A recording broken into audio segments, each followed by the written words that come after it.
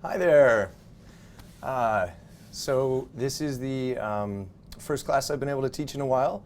My name is Joshua Porter from Spokane College of English Language, and I just wanted to say hello and chat a little bit before the start of our class, which is going to be English for academic purposes. This is a 140 level class, upper level class, so I will speak at a normal rate of speech. But you can always go into the chat and ask me to slow down a little bit if it's too quick for you. And of course, you find this window right here. Just a moment.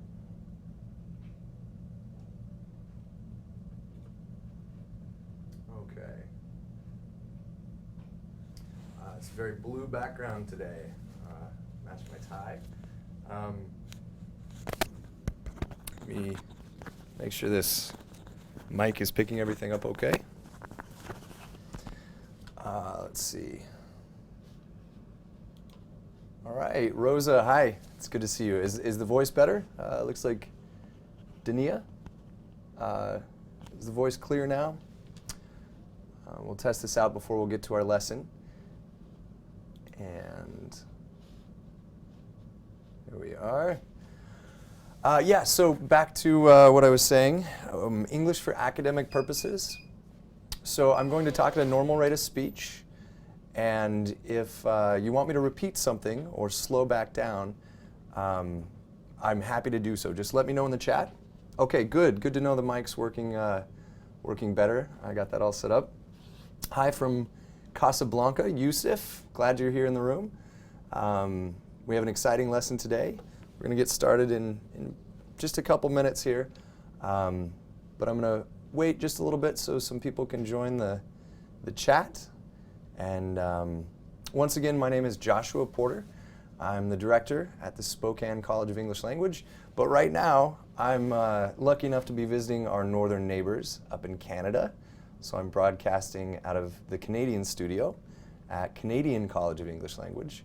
And then I'm going to go get some excellent food at one of the restaurants in the area here. A restaurant. So the lesson that we're going to go over today, I'll say again for our new students there. Hello. I can't read your name because it's in Arabic, but hi, welcome to the class. Our lesson today is going to be English for academic purposes. We're going to go over a reading. And this is an upper level class, so I'm going to speak very quickly. Probably, it will seem to most of you, but I'm going to speak at a natural rate of speech, like I would with my native speaking friends. However, the way to practice and to learn is to ask me to repeat if you don't understand anything, and ask questions in the chat. Musa, hello, and Kiran. Hi, V, hello. This is excellent. I'm glad everybody's joining the class in the chat. Rathod, welcome. Good to see you. And there's a couple more names that I can't pronounce because I don't read Arabic. I'm sorry. But welcome, and I'm happy you're in the class today. All right, so I'm going to go ahead and get started on our lesson because we have a lot of vocabulary to go over today. And I wanted to say thank you to our subscribers. You will get your homework emailed to you, and we'll also have a 10-minute window at the end where we'll have our private chat where you get to talk to me directly, and I get to talk back to you. So that'll be at the end of the stream. But let's get started on the lesson today. All right. That should pop up in just a second here. Okay, so here's our lesson for today. This is for our subscribers. You have access to this in your Smrt English account. It'll be in the library, and this is part of Unit 1. So if you do have this at home, if you're one of our subscribers, and you have access to this, you can open it up on your laptop at home in another window if you like. It's right here, 1-1A. And if you're not a subscriber and you want to be and get lessons emailed to you you can visit our smartenglish.com /SMRT/live, this site right here, and you'll be able to sign up to be a subscriber and to have lessons emailed to you, homework feedback, and also... I'm here to fix something. Sure. Sorry, guys. Hi. It's one of our experts here that's going to make this the best lesson possible for you. A little bit blue today. Yeah, I was noticing that. I'm trying to match my tie. Here we go. So while he's fixing that, I'll just reiterate, we'll have a 10-minute window if you're a subscriber at the end to discuss this lesson, and also I can email you feedback on your homework that's assigned. And for anyone that's just joining, Taylor, hi, how's it going? Good to have you here. Abdullah, welcome. Oh, Bakar, you're asking where I'm from. I'm from Washington State in the United States, a town called Spokane. I'm the director of the Spokane College of English Language. Yeah, much better. I'm not as blue anymore. And I am visiting Canada right now. So I'm from Spokane, Washington, USA, but right now I'm in Vancouver, British Columbia in Canada. So, but I was born and raised in Spokane. I'm the director of the college there, and I love it. It's a great city. So thank you for asking. Okay, so back to our lesson here. We're going to go over a reading, which for our subscribers, I've emailed the link to you. It's 1-1A, and it's contrast between Chinese and Western medicine. So this is a class that I've taught many times to students actually in seats in front of me, and this is the first time I get to teach it over a live stream, so it's very exciting. And I like to just introduce the concept as a discussion at first. So feel free to, in the chat, tell me what you know about Chinese and Western medicine. Like what is the difference between the two? And I'll try to answer those as we go over vocabulary. This is a topic that I myself studied in university. In addition to my English degree, I got a degree in anthropology, which is one of those ology classes, right? The study of. We'll learn suffixes in another lesson that I'll teach. But the study of anything in English generally, usually, ends in ology. Biology, study of life. Criminology, the study of crime, if you wanted to be a police officer. Or anthropology, the study of cultures and humanity. So I took medical anthropology, and I learned about this when I was in university. So it's a very exciting topic for me to teach here today. Hello, it looks like Suring, welcome. And Ramizi, Chinese medicine seems more natural than Western medicine. You're right.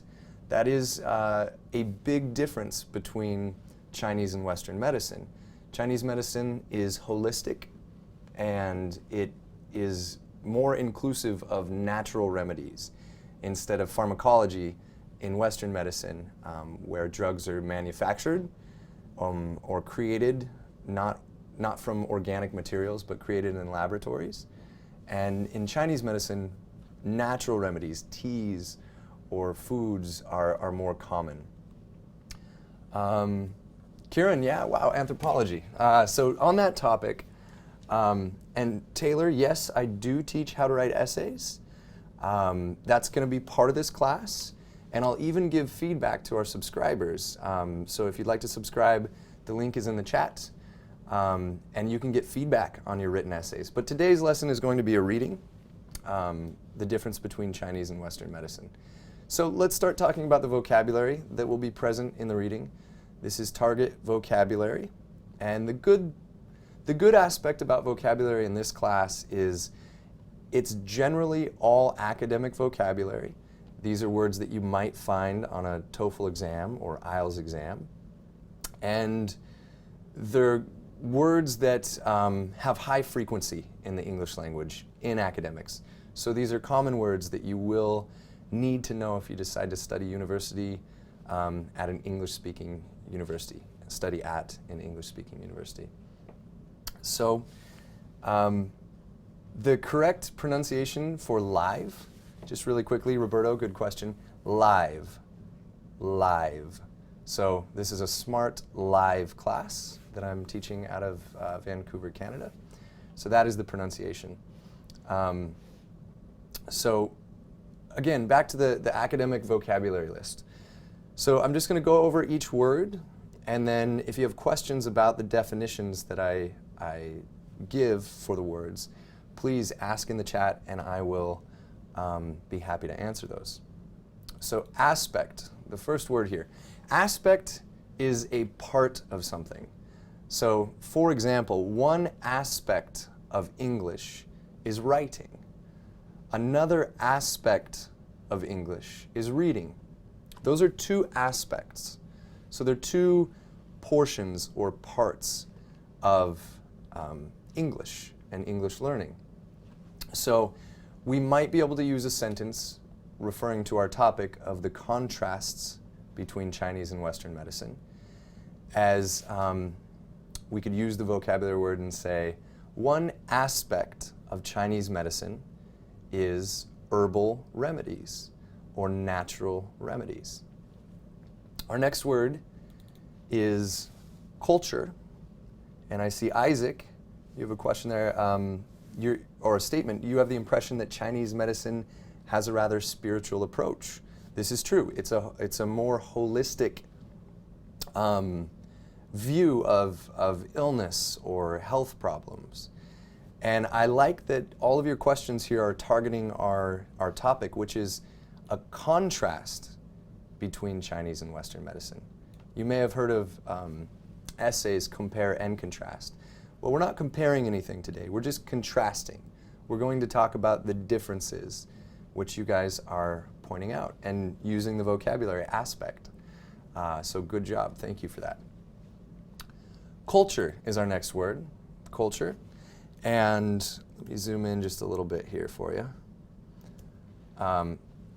Culture is a word that defines one way of living or life. For example, the culture here in Vancouver is similar to the culture in Spokane, Washington, USA. But each of our cultures do have different aspects.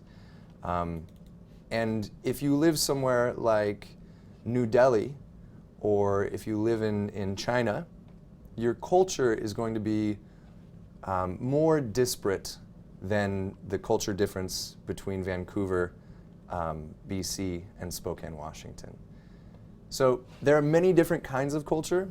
There's the culture of medicine, which we're talking about today, the contrasts between Chinese and Western medicine. There are social cultures, work cultures, and generally cultures that are tied to geography, regional areas. So that is our second word there. Our third word is goal. I hope this word is familiar to some of you. It's a very common word, and it's not necessarily esoteric to academia. It's not just an academic word. We use it commonly. You probably have heard the word in soccer matches or football matches. They'll scream it over the radio. And someone is asking me to go back to aspect. So just really quickly, I'll go back to aspect. And, okay, yeah, great questions. I'm going to get to your questions in just a moment. But aspect is a part of something. So aspect means one element of a bigger idea. My example earlier was English has many aspects. One aspect of English is reading. One aspect of learning English is grammar. Another aspect of learning English is pronunciation. So hopefully that gives you an understanding of aspect. It's a part of something. Back to the word I was talking about, goal. Goal is an achievement. It is something that you strive to accomplish.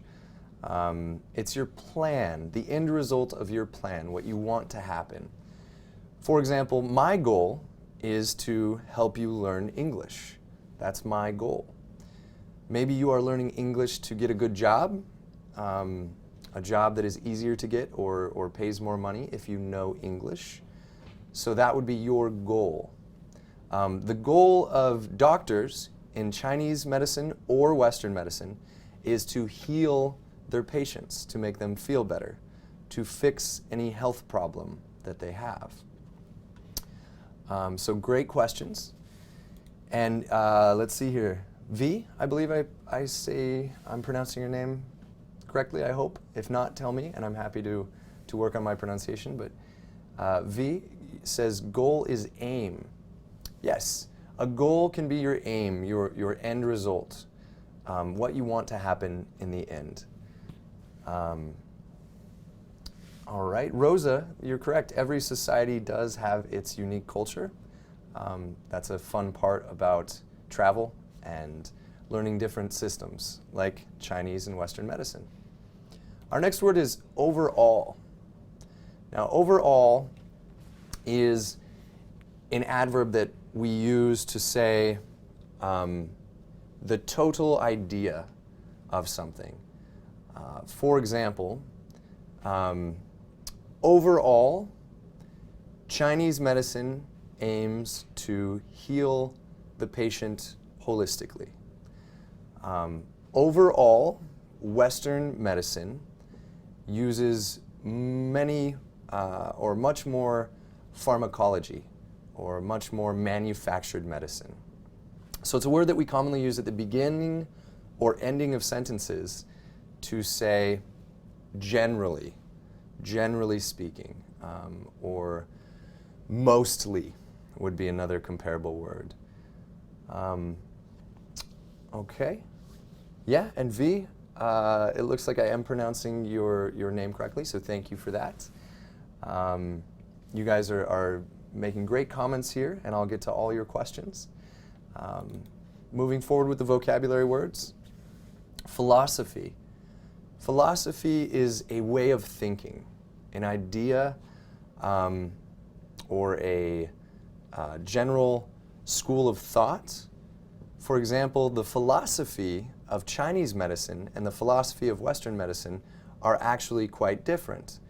Although both have the goal of healing the patient, the philosophy of Chinese medicine is to treat the patient holistically, to treat them completely, even if there's a local injury, like something specific that is bothering the patient.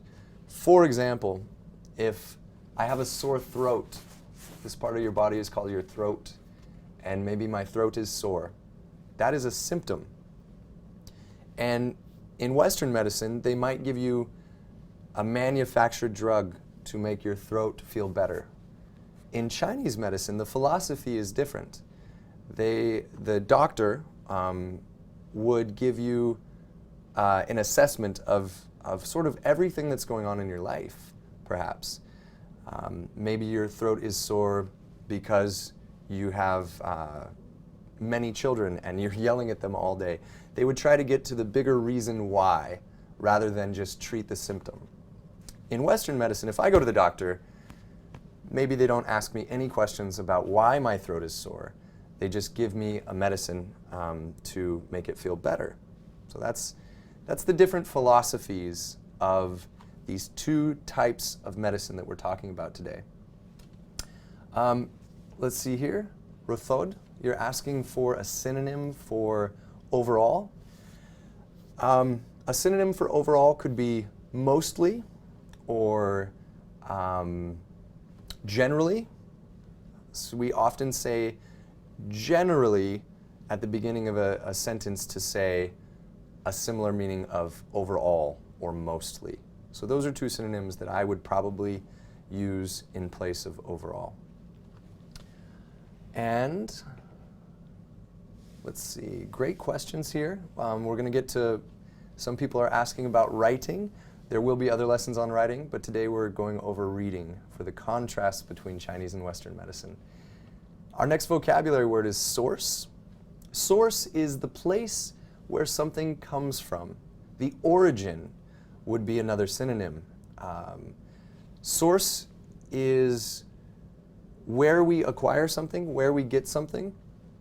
An example would be in Chinese medicine, they might use an extract or a concentrated form of a medication, but the source is natural. The source is a plant. Sometimes they will extract the sap or a reduced concentration of a plant, and it may not look like the plant in the end. It may just look like a liquid or a powder, and so they can say, oh, the source is this plant. This is where we get it. All right, hey, Said, welcome. Welcome, just joining the class. Glad to have you here. And just to remind our subscribers, if you have this lesson open, you can also preview the homework that I'm going to assign at the end of this, and we can talk about it in our private chat after the lesson. Technique is our next vocabulary word. Technique is the way you do something. For example, many of you probably watch football. In America, we call it soccer because we're crazy in America. Don't use the metric system and make up a word for a sport that's called something totally different everywhere else. But when you're watching football, you notice the different players have different techniques when they kick the ball. And different situations, you use different techniques. Maybe you want to use the toe of your foot, right? Or the side of your foot, based on the situation. So to bring that back to our topic today, Chinese and Western medicine, they use different techniques to treat their patients. For example, in Chinese medicine, sometimes they will have a process called cupping, where they heat the inside of a cup, and then they will place it on your skin, and it sort of makes the skin raise up underneath.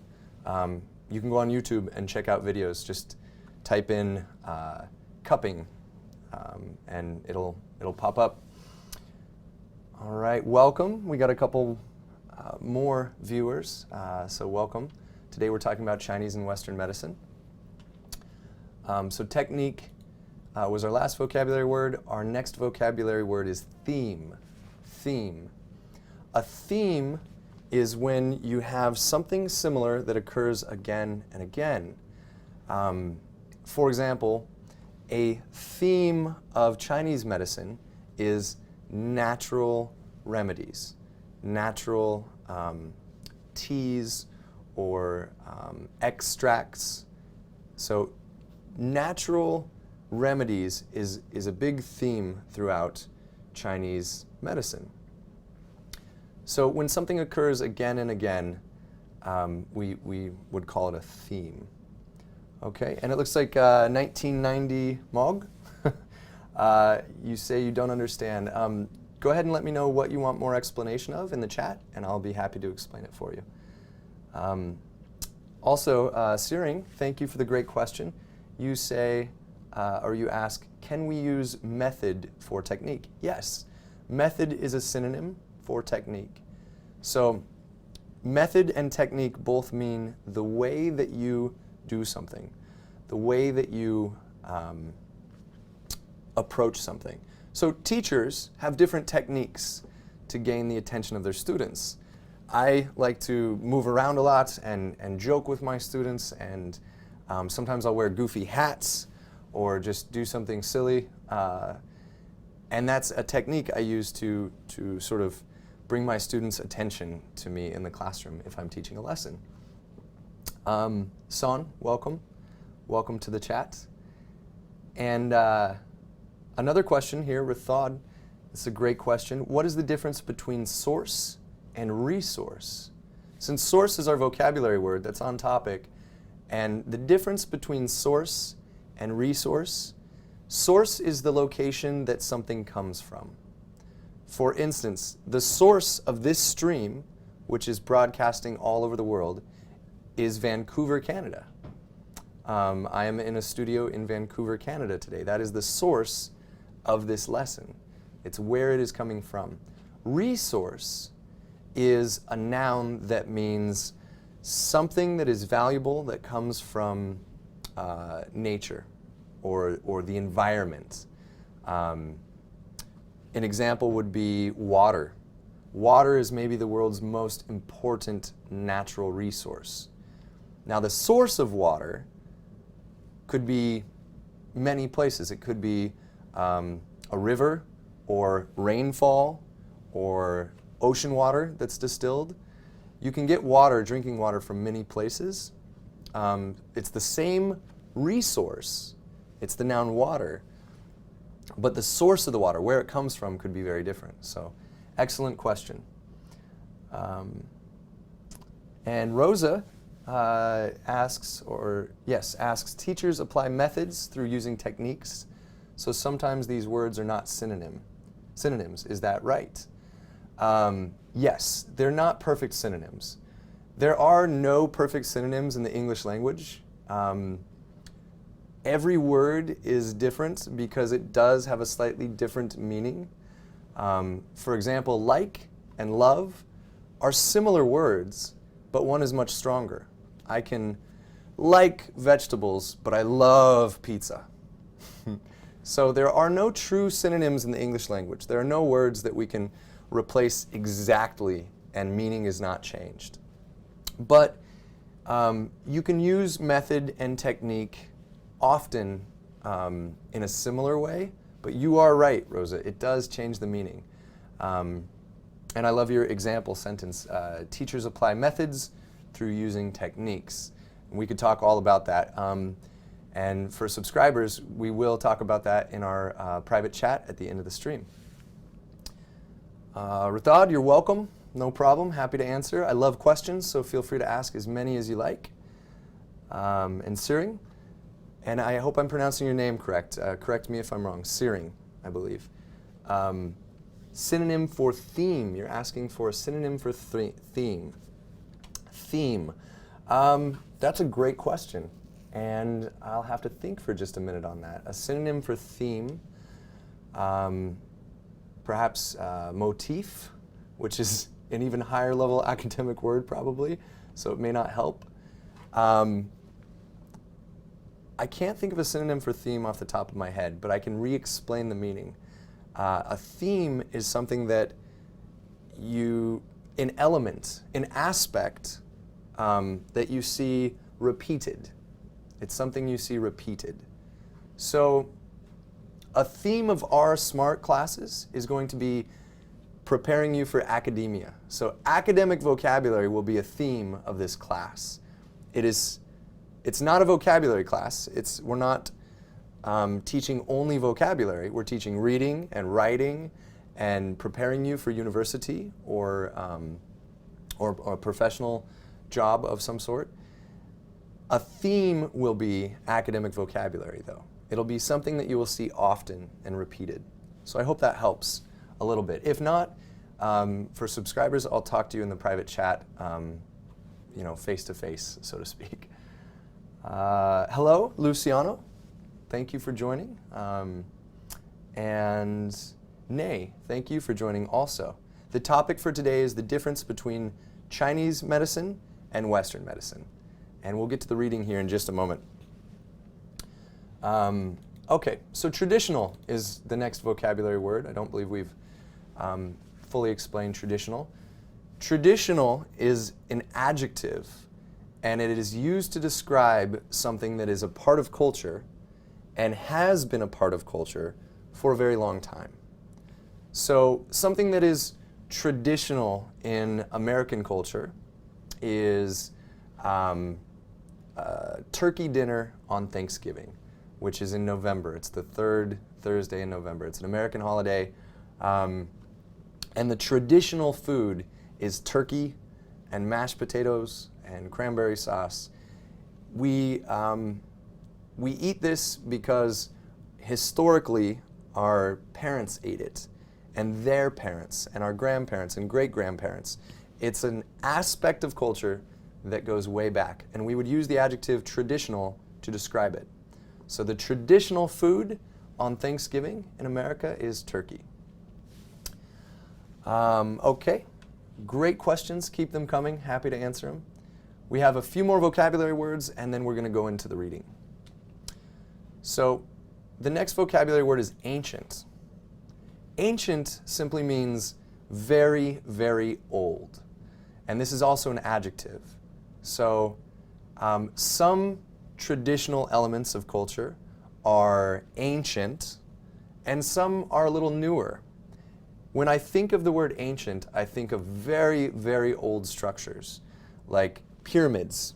The pyramids at Giza, or in Giza, and also the pyramids in Central and South America. Machu Picchu is an ancient place. So it's an adjective for very, very old things. Our next word is diagnosed. Now, what part of speech is diagnosed? I'd like to see in the chat if anybody knows what part of speech diagnosed is. And hello, Luciano, hello, Rathod, and let's see, Rosa, great questions there. All right. So does anybody know what part of speech? Diagnosed, when we have ed as the suffix, it could either be a past tense verb or it could be a past participle adjective. This word is more commonly used as a verb. Diagnose is a verb. Diagnosed is the past tense of the verb. And the interesting thing about this verb is only one subject can diagnose, generally. A doctor diagnoses their patients. But you have to be a doctor. You could say, I diagnosed myself, but if I'm not a professional doctor, I would probably never say that. You would say, my doctor diagnosed my illness. And diagnose means to say specifically what the problem is. And you could use this academic word outside of the realm of medicine. You could, for example, say, my IT person, my information technology expert, diagnosed the problem with my computer. But it does mean to find a problem. So anytime anyone diagnoses something, it is to describe in detail what the problem is. More commonly, though, it is used in medicine to say the doctor diagnosed the patient.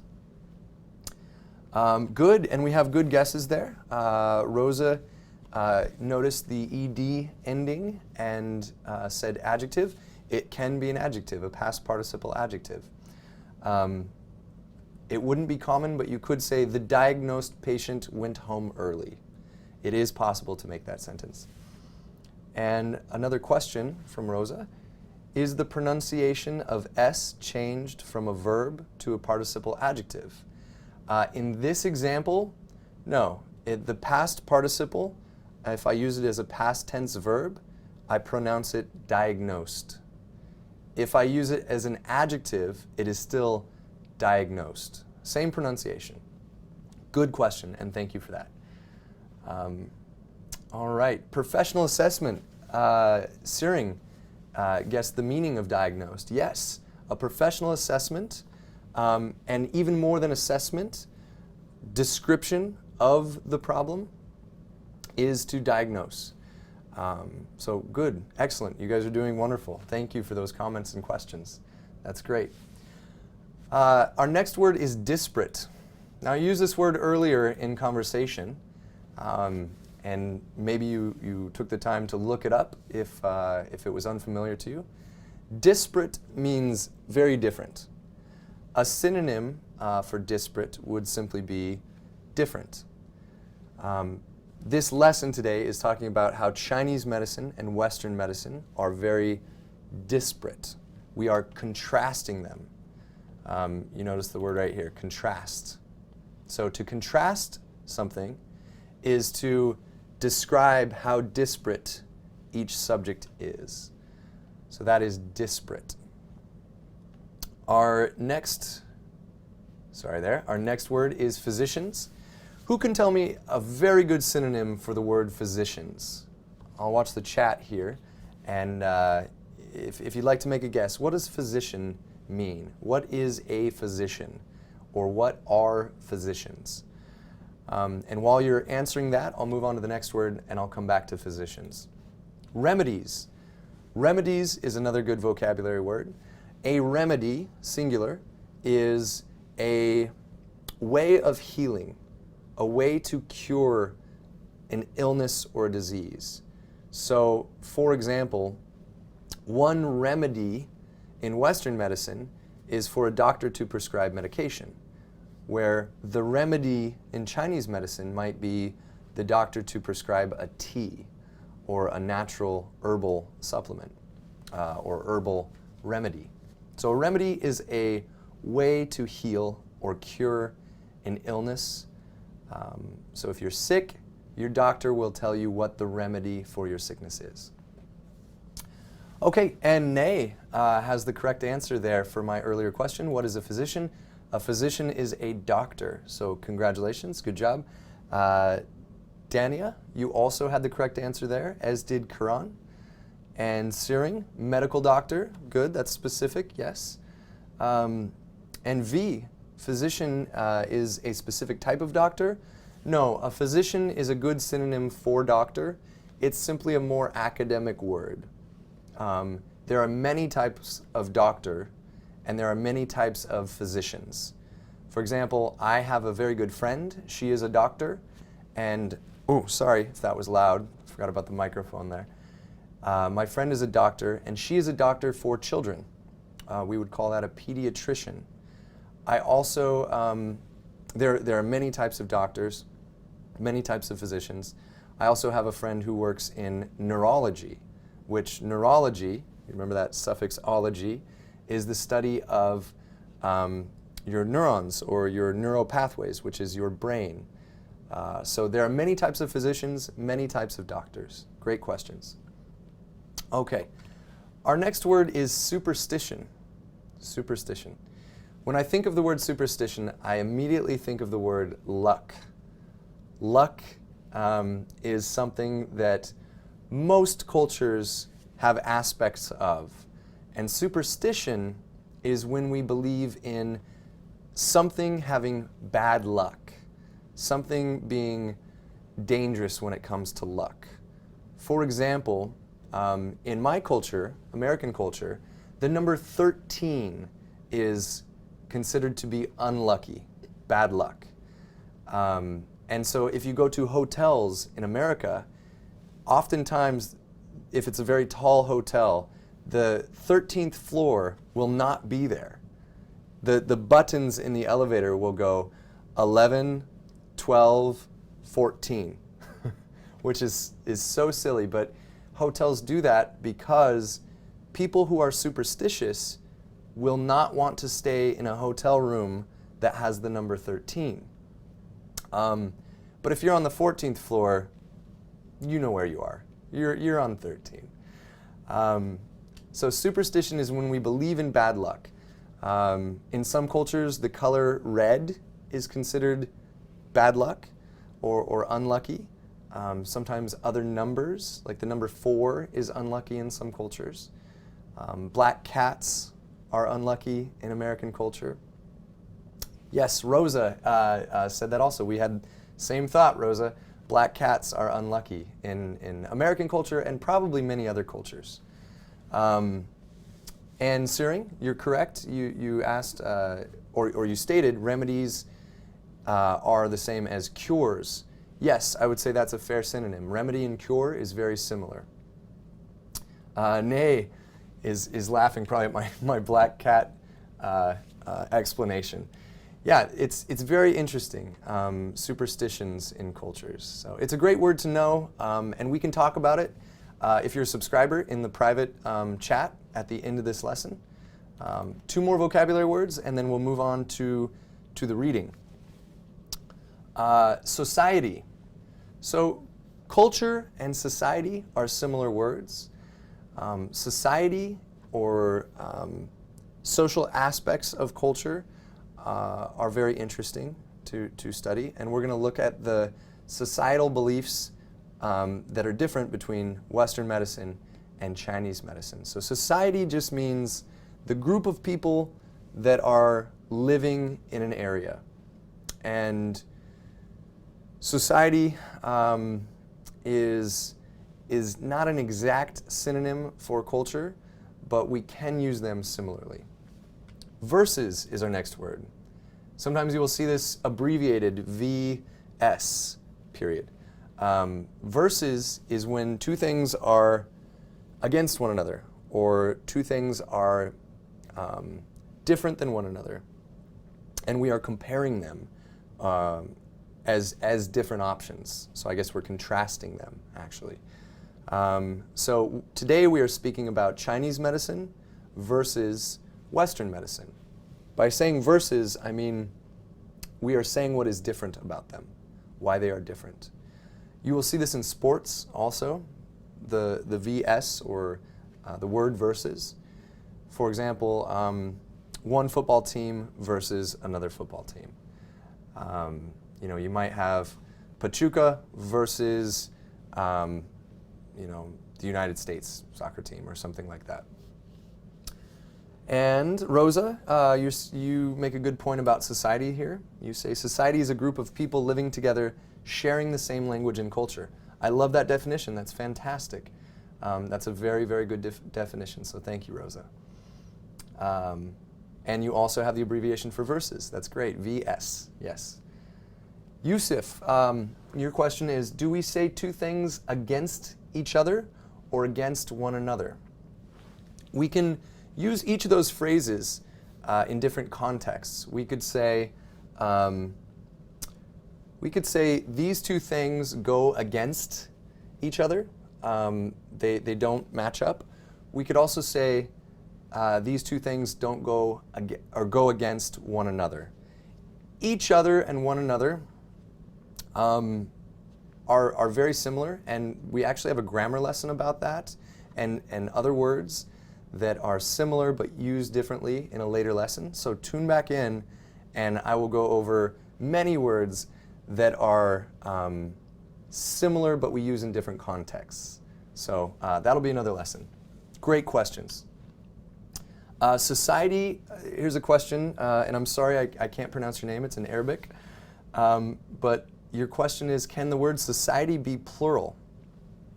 Yes, societies. To form the plural, we would delete the Y and add IES, societies. There are many different kinds of societies in the world. Great question. Okay, so that is the end of our vocabulary. And Rosa, good job. You have the plural of society as well. Good job. And we have a few pre-reading questions. So I'm going to leave these questions up, and I encourage you to talk to one another in the chat. And I can jump in the chat also and talk with you. But I'm going to give you just a few minutes to look at these questions and discuss with each other. I'll read the questions first, and then I'll give you a few minutes to chat about them.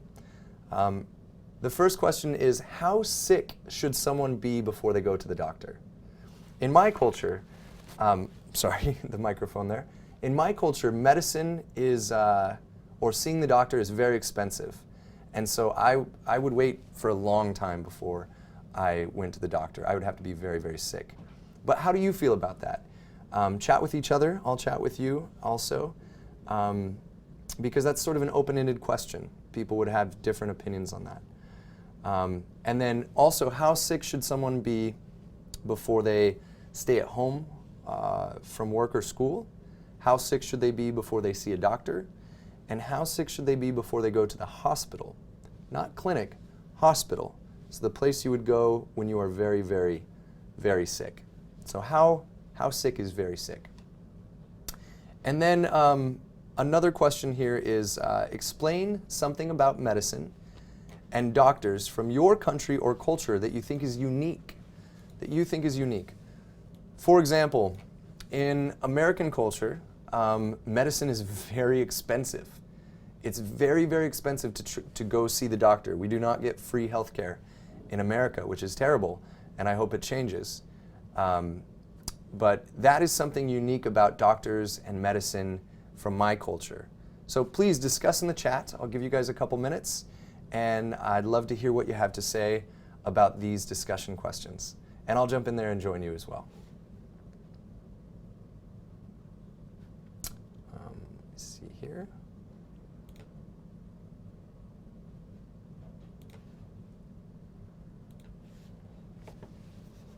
Sorry, just a moment. This is...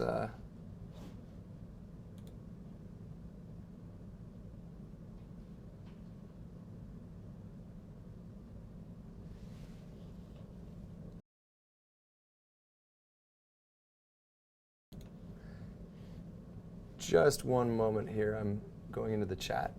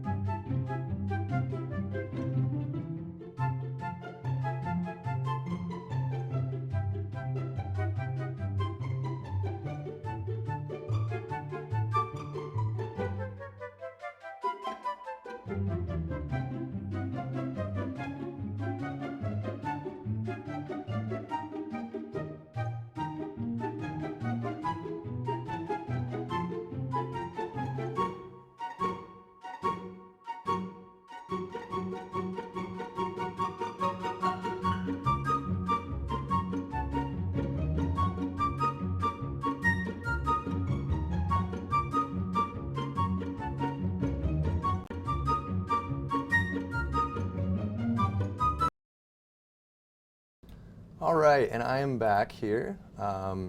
It looks like we have some good comments here. Rosa, thank you for your comment. You say you hate to go to doctors, so you prefer to stay at home, but unfortunately, you're obliged to go. Your mother obliges you to go. Me too. Same thing. My mom always makes me go to the doctor if I'm feeling sick because she worries about me, so I completely understand. Now, it looks like we have some new people joining as well, so welcome. And Suru, you say, based on our discussion questions, that you stay home from work or school. How sick do you have to be to stay home from work or school, though? Very sick, a little sick. I, for instance, will come to work even if I am very, very sick, and I will still be working. And I remember one day, actually, I was so sick, but I really wanted to teach my students, and so I just kept my distance so I didn't get anybody sick. But I threw up during a lesson in a garbage can right by my desk, and I threw up, and then I just kept teaching. So I probably should have gone home that day. That was probably a day I should have decided I was too sick to work and gone home. It looks like we have some more comments here. Siring, you say, in USA, since healthcare affordability is beyond imagination, we go to the ER where you get free and fast treatment. Sadly, it's a broken system. Yes, it is a broken system in the USA. I agree. So good discussion, and for our subscribers, I'll talk more about this in the private chat at the end. We'll do a hangouts and hangout and meet and talk about this more. Kiran says healthcare in India is inexpensive, and an individual can consult any doctor, and it would cost around $10. I'm not sure if that's US dollars or the monetary system in India, but that's great. If you have good healthcare and it's easy to see a doctor, that's a fantastic healthcare system for your country, so good job contributing to the chat there. Thank you. And Salima, welcome. Hi. And thank you for your comment. It looks like Salima, in Salima's culture, the river is down. I think that might be a translation error. I love your comment, but it's a little difficult to understand. If you can rephrase again and ask in a different way, I'll be happy to answer your question. Okay, so I'm going to move forward to the reading that we're going to go over. I'm going to scroll down. I'm going to allow you a little time to try to read on your own. I encourage you to try to read out loud. Actually speak the words, even if you're by yourself. It's a little strange. I do this at my house. I'll be alone, and I'll still speak the words because I want to practice pronunciation, and it helps to hear your own voice. So go ahead and read out loud, speak the words, and then I will come back afterwards. I will scroll down slowly at a rate where I believe you should be able to read. So read the words out loud. If you're a subscriber, you have the link to this lesson. You can read it yourself at your own pace. And then I will come back and I will read it to you so that you can hear a native speaker's pronunciation for the reading. So this topic is the contrasts, the disparate nature, the differences between Chinese and Western medicine. So this is just one paragraph of a larger reading, and it's an introduction to the topic. So you'll read more paragraphs if you stick around for more lessons. But just so you know, this is a longer reading, and we're just going to read the first paragraph. This is a topic that we will come back to again and again in this class, which is English for academic purposes. And normally I will teach this out of the Spokane College of English Languages studio in Spokane, Washington, USA. But today I am guest streaming up here in Canada, which is a lovely city, Vancouver, Canada. But you can tune in on Tuesdays and Thursdays at 1 p.m. Eastern Standard Time. So, and if you want more information, you can visit our live Smrt English page, and you can sign up. You can be a subscriber, visit it sometime later in the week, and that should be available to you. So take a little bit of time and read this paragraph here. That's our Smrt live page that you can visit there, smartenglish.com/smrt/live. Going back to our lesson though, I'll give you a little bit of time and you can do the reading on your own. I encourage you to read it out loud, and then I will be back to read it for you so you can hear my native pronunciation. So take a little bit of time and read this here. Read it out loud if you can. And I will be back in just a minute or two, okay?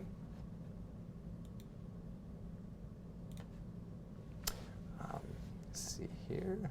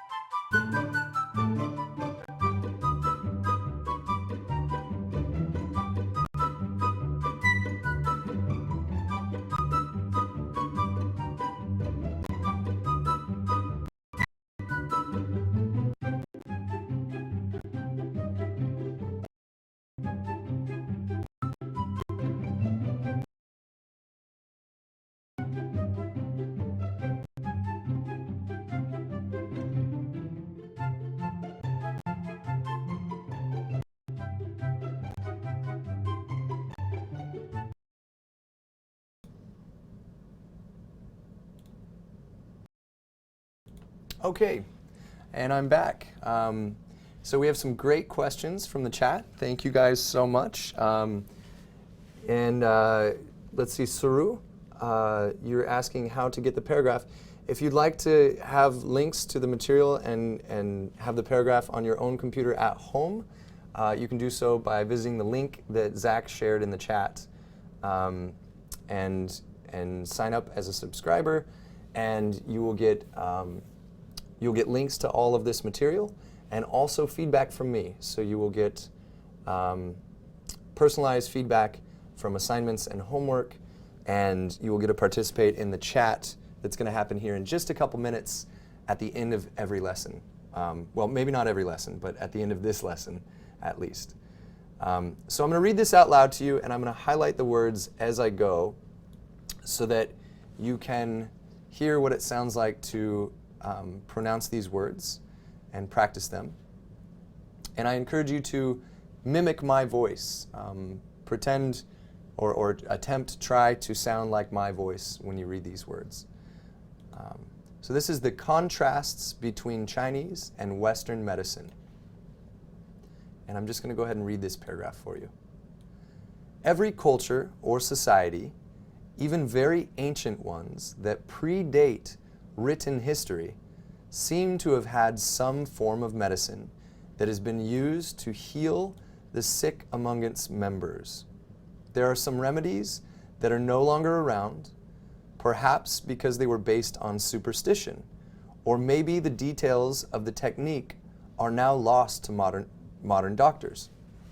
There are some forms of medicine, however, that have stood the test of time and are still used today. Two of the most popular and commonly used forms of medicine used by modern doctors are what can be called traditional Chinese medicine and Western medicine. Although these two systems share the goal of making people better, they can be quite disparate when it comes to how patients have their illness diagnosed, and more particularly, how these physicians view the nature and source of illness in general, as well as the techniques they use to reach the diagnosis itself. Much of this can be put down to differences in culture and philosophy, and the overall theme of health versus healing can be seen in these two aspects. So that's an interesting last line there. The overall theme of health and healing. And that's a very good example of the word that we learned earlier, theme. You notice many of these words, all of our vocabulary words are used in this paragraph here. And many of these words are academic words, and you will see them as we continue studying the topic of Chinese and Western medicine. So thank you very much for practicing that if you did at home and reading it out loud. And yes, once again, Saru, go ahead and go to the link that Zach has shared with you, and you can have this paragraph. We are about out of time here, but thank you so much for discussing with me and tuning in to check out these topics. Really quickly, I want to say thank you to all these comments. It looks like Salima, thank you for your comment there, and Rosa, of course, Nay, Saru. It's wonderful to hear from you. Yusuf, you said in Morocco public hospitals are not too perfect, and Moroccans have to go to a private hospital so they can get better treatment. I hope that's affordable. Healthcare is very important. You have to be healthy so you can come to these live classes, tune in, and learn English with me. Saru says in Ethiopia the hospital is very expensive, and especially for surgery. I'm sorry to hear that. It's similar in America, very, very expensive. And I hope that our societies can fix those problems so that we can access easy and affordable health care. Let's see here. Alib Kimas, I believe is how I say your name. You said in the highlands, people believe illness can be cured by rubbing an egg on the body. That's common in many cultures, actually. And I've studied some of that as well. It's very interesting, and it's It's an aspect of medicine and culture that I find fascinating and I love to study. So thank you for bringing that up. Let's see. I think those are most of the comments and questions that have been asked. I've tried to reach everybody. But if you have more comments or questions, just tune back in. We're going to continue this class every Tuesday and Thursday. It is English for academic purposes. We have many topics, many themes, and we'll come back to them again and again. So tune in every Tuesday and Thursday at 1 p.m. Eastern Standard Time. I will be either here in wonderful Vancouver, Canada, British Columbia, or from my regular office, which I'm the director of the Spokane College of English Language in Spokane, Washington, USA. That's Washington State. And I'm so glad that I got to be here with you today and discuss Chinese and Western medicine, two topics that I think are very fascinating and fun to study and a great way to learn English. So tune in again next week. For subscribers, I have sent you the homework, so please fill that out and share it with me before Thursday's class. I can give you feedback, I can make comments, and let you know how you can better improve your English. Also, stick around and check your emails. As soon as my stream here ends, I will send you a link to Google Hangouts, and we will be able to talk face-to-face. I'll get to see you, and so that will be fun as well. We'll continue this discussion for all subscribers. If you're not a subscriber and you want to be, go to the link in the chat. Should be, somewhere. Go to the link in the chat, or visit the website. Let's see, Smrt English, SMRT English. .com/smrt/live. And I notice some of you were perhaps asking about where I work. That the link to my college website is in the chat also. So thank you again so much for tuning in, and everyone for your questions. That was great. Rosa, Yusuf, Karan, Searing, and Dania, Nay, Ruthod. And I apologize if I'm pronouncing anyone's names wrong. I'm doing my best, and feel free to chat and correct me. And let's see here. I don't want to miss anybody. So yes, Yusuf, Nay, and V, thank you also for your comments. I really appreciate it. And tune in again on Thursday. I'll be here to teach more, 1 p.m. Eastern Standard Time. Thank you guys so much.